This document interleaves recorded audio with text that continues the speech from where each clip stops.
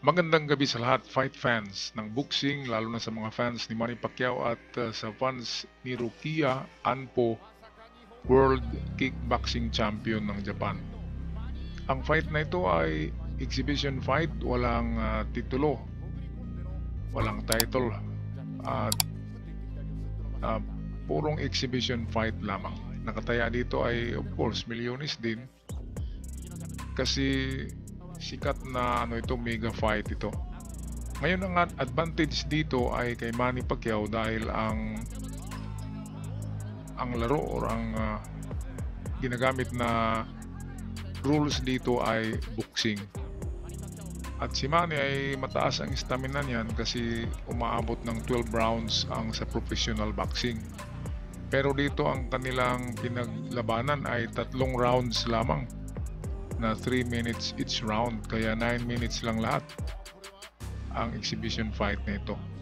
Kaya makita natin dito, inuubos ang lakas ni Rukia, inuubos niya talaga kay Manny, kaya si Manny dito ay tinatamaan. Yung first round, sa tingin ko, kung ako ang judge, panalo doon ng hapon. Tinamaan sa si Manny, maga ang mata. At itong second round ay parang even, parang patas-patas lang, pero tinamaan pa rin si Manny dito. Sa third round lang medyo nakabawi si Manny doon. Kaya ang labanan na ito ay nagiging draw or tabla. Pero kung kung hindi pa champion, hindi world champion yun si Manny Pacquiao, siguradong panalo na ang hapon sa judging. Kasi kita naman natin dyan, maggalaw din itong hapon at malakas manuntok. Ayan, tinatamaan talaga si Manny. Ayan, buti hindi tumama yung malalakas na hook, pero tinatamaan din ng hapon dito, pero mas maraming tama si Manny Pacquiao dito. Ayan, defensive siya. Kaya kung tingnan natin ang aggressiveness, ang pagbabasihan ay ang pagiging agresibo, panalo ang hapon dito, mga card lover, klarong-klaro. At parang naubusan ng hininga si Manny dito, siguro tinamaan to sa bodega. At makita natin sa pangangatawan ni Manny ay wala ng abs, hindi na yata ito nag-exercise. Kaya exhibition fight na lang palagi. Pero ito yung nakakahiya kung matalo pa siya dito, kasi kickboxer lang itong kalaban niya, hindi ito katulad nila Floyd Mayweather. At yung dito, susunod daw na fight ay Ryan Garcia ang kanyang kakalabanin.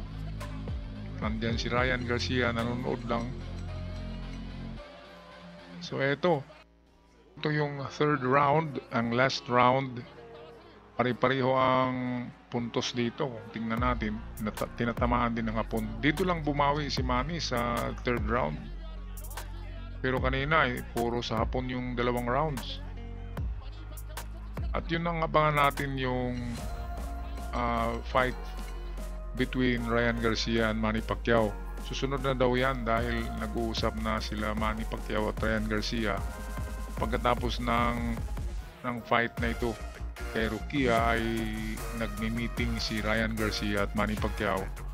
At exhibition fight din ang kanilang gawin kasi wala nang fight si Ryan Garcia for 1 year kasi siya suspended sa World Boxing Council dahil sa paggamit ng druga sa boxing.